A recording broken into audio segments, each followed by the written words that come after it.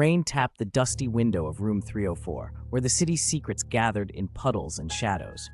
On the desk, an ancient typewriter waited, its keys untouched for years, until midnight struck.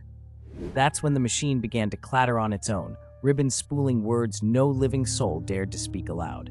Every night, a new page appeared. Confessions, lost dreams, betrayals inked in midnight blue.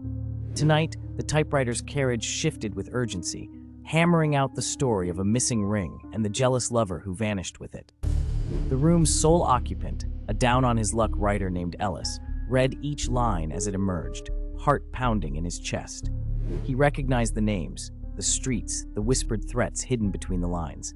These were the sins of his city, typed by unseen hands that knew too much. As the final period struck, the typewriter fell silent once more.